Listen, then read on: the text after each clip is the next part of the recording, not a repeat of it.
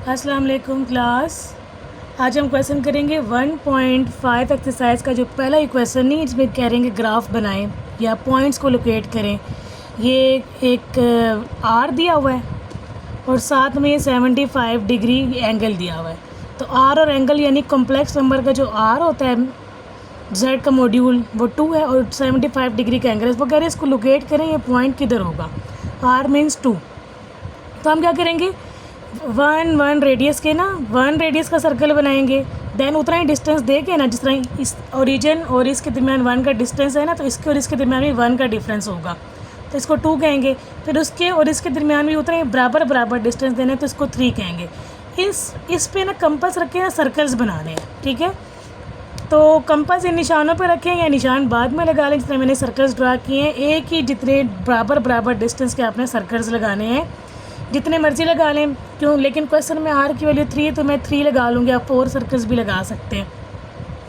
तो क्या करना है, ये कंपास को इस तरह 2 बराबर यहाँ से ना, ये जो इसकी नोकें हैं ना, पेंसिल की नोक और नीडल, ये बराबर डिस्टेंस पे होनी, मतलब इक्वल होनी चाहिए। बराबर ज़मीन पर रख के या किसी चीज़ पर रख के इसको देख लेंगे बराबर है। और कंपास को लूज़ नहीं होना चाहिए, कंपास को टाइट होना चाहिए। तो क्या करना है, आपने सर्कल्स लगाने हैं छोटे, जितने मर्जी साइज़ के लगा दें। मैंने पेज बचाने के लिए छोटे कम रेडियस के सर्कल लगा दिए। अब क्या करना है, हमने इन सर्कल्स को बनाने के बाद ना, ये जो आर की वैल्यू है ना वो देखनी है, और थीटा ये जो एंगल है ना उसको देख के हमने बताना है कि कहाँ लोकेट करेगा, ठीक है। अब मैं आपको एक करके सवाल बता देती हूँ कि कैसे करना है। पहले तो ये देखो कैसे सर्कल ड्रा होगा। ऐसे कंपास को जो मैंने 1 लिखा है ना उस तक खोलो।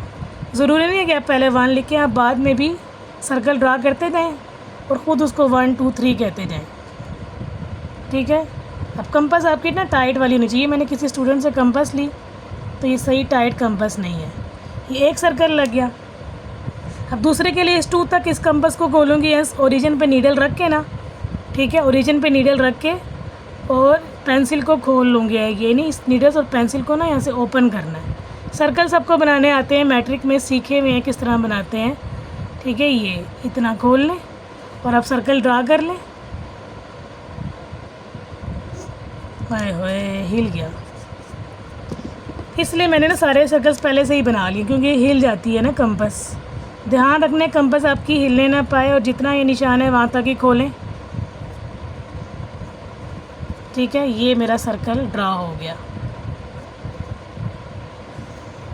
हो ही गया।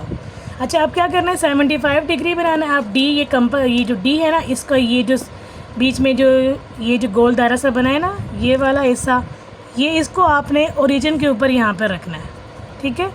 और ये जो डी की जो आखिरी वाली लाइंस है ना, सीधी जो आखिरी लाइंस है सीधी जा रही है, इसको आपने इस एक्स एक्सिस के ऊपर बिल्कुल इसके ऊपर ही रखना है, ठीक है। और ओरिजिन को एक्सिस के ऊपर रख के डी की स्ट्रेट लाइन को भी इस लाइन के ऊपर रख के 75 डिग्री को लोकेट करना है। ये देखें कहाँ आएगा 75 डिग्री।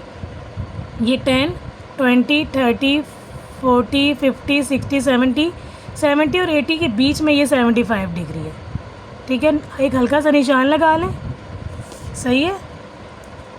हल्का सा निशान लगाने के बाद आपने क्या करना है, एक लाइन से इसको ड्रा कर लें वहाँ तक। 75 डिग्री ये बन रहा है, ठीक है। तो मैंने यहाँ से यहाँ तक लाइन लगा दी, नीचे तक लगा ले लाइन, ठीक है। ये लाइन लग गई। अब क्या है कि यहाँ पर आर कितना है, 2। ये जो आर है ना ये है 2 मतलब जो 2 सर्कल बनाए ना, पहला सर्कल और उतने ही फासले पे दूसरा सर्कल, इनके दरमियान जो फासला है ना ये और ये बराबर है, ठीक है। तो यहाँ पर 2 पे जाना है और ये है पॉजिटिव, तो इसका मतलब है ये आपने यहाँ जाके निशान लगा देना है। ये जो पॉइंट है 2,75 डिग्री ये यहाँ आएगा, ठीक है, इस जगह पर। अब अगर ये आर नेगेटिव देते ना, तो अगर ये आर यानी -2 होता है, तो मैं यहाँ बनाने की बजाय ना मैं यहाँ बनाती -2 इधर, जैसे कि पार्ट नंबर 2 में है। पार्ट नंबर 2 में क्या है कि 120 डिग्री है और साथ में -3 आर है। तो मुझे पता है कि आर -3 तो ये नीचे की तरफ बनेगा, क्योंकि एंगल पॉजिटिव है लेकिन आर माइनस है। तो पहले आप 120 डिग्री को लोकेट कर लें किधर होता है। 120 डिग्री जी मैंने जब डी रखी ना, तो ये बन रहा है 120 यहाँ पर। फिर मैंने स्केल से क्या किया, इन दोनों वो जो पॉइंट था ना उसको इसके साथ जोड़ दिया पूरा नीचे तक। तो अब -3 का मतलब है 3 का मतलब 3 सर्कल, और माइनस का मतलब है वैसे तो ऊपर बन रहा है ना 120 यहाँ पर, लेकिन आपने नीचे बनाना है यहाँ पर -3, यानी कि इसका उलट यहाँ पर आएगा। माइनस का मतलब है जो 3 का जो सर्कल है ना, यहाँ पॉइंट होता, +3 होता तो यहाँ होता। अब लेकिन आपने उल्टी तरफ बनाना है क्योंकि यहाँ पर माइनस लगा हुआ है, ठीक है। सिंपल है, ये पॉइंट यहाँ पर लोकेट होगा। 3 मतलब 3 सर्कल होने चाहिए। अच्छा जी, नेक्स्ट जो पार्ट 3 है वो सिंपल सेम है क्योंकि पॉजिटिव वैल्यूज़ ही हैं, मसला नेगेटिव वैल्यू का होता है। अब π/6 का मतलब होता है π/6 मल्टीप्लाई बाय 180। अगर मैं करूँ 180 बाय पाई तो बनता है ये 30 डिग्री, क्योंकि 6 और 6 3 18 और साथ में 0, ये 30 डिग्री बनता है, ठीक है। तो 30 डिग्री का हमने प्रोटेक्टर रख के जब निशान लगाया है ना, तो 30 डिग्री बनता है यहाँ पर। देखो 10 20 30, ये 30 बन रहा है। यहाँ निशान लगाया और फिर स्केल रख के जब इसको स्ट्रेट किया ना, मैंने पूरी लाइन नहीं लगाई नीचे तक, क्योंकि मुझे पता है ये पॉजिटिव है ना 2, तो ये इधर ही बनेगा पॉजिटिव वाली साइड पे। अगर यहाँ पर माइनस होता तो ये नीचे बनता। तो आप पूरी लाइन लगा लिया करो, फिर माइनस और प्लस के हिसाब से देख लिया करो कि नीचे बनाना है या ऊपर बनाना है। तो ये 2 मतलब 2 सर्कल थे, ठीक है। जितना यहाँ से यहाँ तक इसका डिस्टेंस है ना, उतना ही इन दोनों सर्कल का भी आपस में डिस्टेंस होगा। डिस्टेंस बराबर ही रखने हैं, ठीक है। तो दूसरे सर्कल पे 30 डिग्री पे यहाँ पे निशान लगा देना है। सेम ये पार्ट भी है। 5π/6 का मतलब है पाई की जगह आप यूँ 180 भी लिख सकते हैं, यानी इस तरह भी कर सकते हैं π/180, और पाई की जगह 180 डाल के इस तरह भी कर सकते हैं। जब कटिंग की तो ये 150 डिग्री बनता है। जब मैंने डी से लोकेट किया ना 150 डिग्री, तो मेरा ये बन रहा है ये देखो 130 140 और ये 150 यहाँ बन रहा है। फिर मैंने स्केल से लाइन लगाई, मैंने हाफ लाइन लगाई, या पूरी लाइन लगा लो कोई बात नहीं, ठीक है, क्योंकि मुझे पता है पॉजिटिव है तो वो ऊपर ही बनेगा। वो नेगेटिव होता ना -5 तो ये नीचे बनता, लेकिन पॉजिटिव 5 है तो ये यहाँ पर बनेगा। 5 सर्कल होंगे, 1 2 3 4 5, 5वें सर्कल पे निशान लगा देना है। सर्कल के दरमियान जो दरमियानी डिस्टेंस है वो हमेशा बराबर रखना है, इसको याद रखना है, ठीक है। खुले सर्कल भी आप लगा सकते हैं, मैंने एक जगह कम थी तो मैंने छोटे सर्कल लगा दिए। अच्छा जी, इसी तरह अब आपका ये वाला सवाल भी है। अब इसमें देखो क्या हो गया है कि ये देखें, ये माइनस में आ गया r, और ये π/3 का मतलब है 180 डालें ना पाई की जगह तो 60 बनता है। 180/3 60 डिग्री, और 5/2 को कैलकुलेटर से सोल्व किया तो -2.5 बनता है। अब देखो ये नेगेटिव है, तो 60 डिग्री जब मैंने डी से बनाया तो 60 डिग्री ये बनता है, लेकिन उसका उलट जाना है ना, तो इसका मतलब है ये यहाँ पर बनेगा, क्योंकि ये नेगेटिव है, आर की वैल्यू नेगेटिव है। पहली वैल्यू आर की होती है, दूसरी एंगल की होती है। और दूसरा ये कि 2.5 है नॉट 3, तो इसका मतलब है दूसरे और तीसरे सर्कल के मिड में बनेगा ये निशान। ये जो पॉइंट है ना दूसरे और तीसरे सर्कल के मिड में बनेगा, ठीक है। और अगर यही पॉइंट ये आर पॉजिटिव दिया होता तो ये इधर बनता ऊपर यहाँ पर, लेकिन अभी ये नीचे बनेगा। अच्छा, अब ज़रा ये सवाल जो छठा पार्ट है ये समझने वाला है, क्योंकि इसमें थीटा भी नेगेटिव आ गया। तो भाई थीटा नेगेटिव आए तो परेशान नहीं होना, ये मैंने पिछले लेक्चर में बताया। इसी वीडियो के जो एक्सरसाइज 1.5 का जो पार्ट 1 है उसमें एक सवाल आया था, नेगेटिव को कैसे पॉजिटिव बनाते हैं। तो देखो ये पहले तो पाई की वैल्यू जब डाली ना 180, तो जब 3 से डिवाइड हुआ तो ये -120 बना। अब इस -120 को कैसे चेंज करना है पॉजिटिव में, हम क्या करेंगे +360 ऐड करते हैं, क्योंकि किसी भी एंगल में हम 360 ऐड करें तो वही एंगल वापस आ जाता है। यानी अगर ये 120 यहाँ पर है तो चक्कर 360 का पूरा चक्कर तो यहीं पर ही आएगा। लेकिन 360 ऐड करने से ये होता है एंगल में कि ये मुझे जब इसको सॉल्व किया ना, प्लस माइनस माइनस बड़ी वैल्यू का साइन प्लस है तो ये प्लस में एंगल बन जाएगा 240, ठीक है। अब आर नेगेटिव है, यानी इसका मतलब वो उलट बनेगा। लेकिन जो 240 एंगल है ना वो तो बच्चों यहाँ पर बनता है। देखो यहाँ से यहाँ तक तो ये होता है पूरा, यहाँ से यहाँ तक तो ये पूरा 180 होता है, तो मुझे 240 बनाना है। इसका मतलब 180 से आगे जाना है, तो डी को मैं आगे ले जाऊँगी। अच्छा, तो ये क्या बन गया, यहाँ तक 180 था ना, अब आगे काउंट करो 10, 180 का मतलब 10 ऐड करो 190, 120, 130, सॉरी क्या था 10 ऐड किया 190, और फिर 10 ऐड किया 200 डिग्री, फिर 10, 210, 220, 230, 240 डिग्री यहाँ आ रहा है, तो हमने निशान लगा देना इधर। और फिर इसको स्केल से जब जोड़ा हमने मिलाया, और स्केल से ओरिजिन से लाइन गुजरनी चाहिए, ठीक है, ये याद रखना है।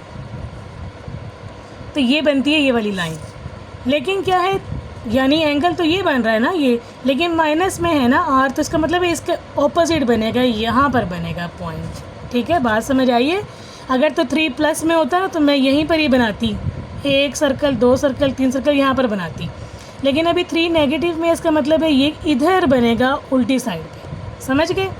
तो क्या करना है, नेगेटिव एंगल को पॉजिटिव बनाने के लिए 360 ऐड करना है, और अगर आर नेगेटिव हो तो जहाँ पर भी वो एंगल बन रहा है उसके उलट साइड पे डॉट लगाना है। ठीक है, बहुत इजी है, ज़्यादा मसला नहीं है। किसी को ये नोट्स चाहिए हो मेरे से तो मुझसे ले सकते हैं। ठीक है, अच्छा जी, अब नेक्स्ट है ये वाला पार्ट। देखिए 9/2 को जब डिवाइड किया तो 4.5 बनता है, सही है। और साथ में जो 19 π/12 को सोल्व किया, पाई की वैल्यू 180 अगर डालें तो बच्चों ये बनता है 285, और साथ माइनस है तो माइनस भी आ गया। अब माइनस एंगल से बचने के लिए मैं क्या करूँगी, 360 डिग्री ऐड करूँगी, तो इसको सॉल्व किया तो 75 डिग्री बन रहा है। ठीक है, अब वही डी से आप 75 डिग्री बनाएं, डी को रखा यूँ, और मुझे पता है 75 डिग्री ये 90 होता है, तो ये 80 है और 70 के बीच में 75 डिग्री बनेगा, डॉट लगा लें, और फिर इसको स्केल से लाइन को ज्वाइन कर लें। लेकिन आर क्या है, नेगेटिव है, तो बच्चों हम क्या करेंगे, यहाँ चौथे और पाँचवें सर्कल के बीच में यहाँ निशान नहीं लगेगा, बल्कि इसके ऑपोजिट यहाँ निशान लगेगा। चौथे और पाँचवें सर्कल के देखो बीच में निशान लगा। ठीक है, -4.5 यहाँ पर पॉइंट है। अच्छा जी, अब ये पार्ट नंबर 8 है ना, ये सेम ही हो गया, क्योंकि जब मैंने इसको सॉल्व किया 4.5 ही बन रहा है, जब मैंने इसको सॉल्व किया 75 डिग्री ही बन रहा है, तो इसका जो डायग्राम है वो यही वाली ही बनेगी। ठीक है, अच्छा नेक्स्ट जो क्वेश्चन है ना, वो बच्चों को जो बड़ा मुश्किल लगा क्लास में कराया वो ये है। ये क्वेश्चन तो उनको बड़ा मुश्किल लग गया, हालांकि ये है बड़ा इजी, कोई ज़्यादा समझने वाली इसमें बात ही नहीं है। क्या करना है, उसने कहा ये फाइंड करें Z2 - Z1 whole mod divided by 1 - Z conjugate into Z2, और Z2 का जो मोड है वो 1 है।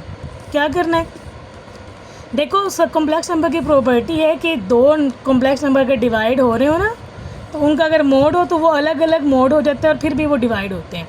तो ये मोड्स जो है ना वो अलग अलग कर लिए, ये जो कंबाइन था ना मोड, इसको अलग अलग किया, ऊपर का अलग नीचे का अलग। अब क्या करना है कि मुझे पता है ना ये 1 Z2 का जो मोड है 1 है, तो यहाँ पर मैं अगर कुछ भी नहीं है तो मैं 1 लिख सकती हूँ, क्योंकि इसको 1 से मल्टीप्लाई करो यही चीज़ वापस आएगी, तो मैंने 1 लिख दिया। और दूसरा ये कि मैंने न्यूमरेटर का कॉन्जुगेट भी ले लिया। कॉन्जुगेट इसलिए लिया है कि किसी भी कॉम्प्लेक्स नंबर का मोड का कॉन्जुगेट लें तो वो चीज़ वापस आ जाती है, यानी कि मैंने ये कहा है कि जो कॉम्प्लेक्स नंबर का मोड है और जो उसका जो कॉन्जुगेट है उसका मोड बराबर होते हैं। ठीक है, तो इसको मैंने यहाँ यूज़ किया, तो मैंने इसका कॉन्जुगेट ले लिया। अब क्या होगा, 1 की जगह मैंने Z2 का मोड लिख दिया, क्योंकि 1 इसके बराबर है तो Z2 का मोड हो गया। अब क्या होता है, ये मल्टीप्लाई हो रहे हैं ना दोनों मोड्स आपस में, तो मोड की प्रॉपर्टी है कि जब दो मोड्स आपस में मल्टीप्लाई होते हैं ना कॉम्प्लेक्स नंबर में, तो वो आपस में इकट्ठे हो जाते हैं और मोड बाहर आ जाता है, यानी ये दो मोड्स हैं वो एक मोड बन जाता है मल्टीप्लिकेशन में। ठीक है, तो ये दो मोड्स हैं ना, ये अंदर चला जाएगा और मल्टीप्लाई हो जाएंगे ये आपस में, यानी Z2 अंदर गया, इधर भी Z2 अंदर गया, दोनों के साथ Z2 मल्टीप्लाई होगा। अब अगेन कम्प्लेक्स नंबर की प्रॉपर्टी है बच्चों कि कोई भी कम्प्लेक्स नंबर हो साथ में उसी का कॉन्जुगेट हो तो उसका जो मोड का स्केयर बन जाता है। शर्त यह है कि दोनों कॉम्प्लेक्स नंबर सेम होने चाहिए। Z1 है तो Z1 इधर होगा, Z2 है तो Z2 का कॉन्जुगेट होगा, तो वो Z2 का मोड का स्केयर बनेगा। तो देखो ना, ये Z2 और Z2 का कॉन्जुगेट मल्टीप्लाई हो रहे, तो इसका मतलब है ये क्या बनेगा, Z2 मोड का स्केयर, और ये ऐसे ही रह जाएगा। तो Z1 को मैंने पहले लिख दिया, Z2 को मैंने बाद में लिख दिया। और Z2 का मोड क्या है, असल में 1 है, वो क्वेश्चन में गिवन है, इसकी जगह 1 डाल दिया, और Z1 का कॉन्जुगेट Z2 ऐसे ही रह गया। लेकिन अब क्या हुआ है फ़ायदा में कि न्यूमरेटर एंड डिनोमिनेटर क्या हो गए हैं बच्चों, सेम हो गए, तो वो कैंसिल होके 1 बन गया, सिंपल। अच्छा, अगर बुक में ये लिखो ना कि इसका इक्वल टू आंसर 1 है, तब तो और भी आसान है, पता लग जाता है कि यानी कि इसको कटिंग होना है, इन दोनों को जवाब 1 लाना है। तो कटिंग करने के लिए ज़रूरी है कि न्यूमरेटर और डिनोमिनेटर सेम हो जाएं। तो न्यूमरेटर एंड डिनोमिनेटर को हम गौर से देखें तो यहाँ पर Z1 के ऊपर कॉन्जुगेट है, यहाँ नहीं है, तो इसलिए हमने इस पूरे के ऊपर कॉन्जुगेट ले लिया न्यूमरेटर के ऊपर, ताकि कॉन्जुगेट आ जाए। ठीक है, तो यहाँ से भी आप लोग गैस लगा सकते हैं, पेपर में अगर भूलता है ना तो ये देख लें कि डिनोमिनेटर में Z1 के ऊपर कॉन्जुगेट है लेकिन न्यूमरेटर में कॉन्जुगेट नहीं है, तो इसलिए न्यूमरेटर में पूरे का कॉन्जुगेट लेंगे। क्योंकि एक नंबर का अकेले कंजुगेट तो हो ही नहीं सकता, पूरे का ही लेना पड़ेगा न्यूमरेटर का, इसलिए। ठीक है, तो ये सवाल है वैसे बड़ा इजी, इसको 1-2 दफ़ा करें तो ये आपको आ जाएगा। और अगर कुछ समझ नहीं आई तो कमेंट में ज़रूर बताएं कि मैडम ये समझ नहीं आई, तो मुझसे दोबारा पूछ लें। और बच्चों साथ में ये भी मेंशन किया करें कि आप लोग किस जगह से बैठ के वीडियो देख रहे हैं। ठीक है, नेक्स्ट वीडियो में आपसे मुलाकात होगी। अल्लाह हाफिज़।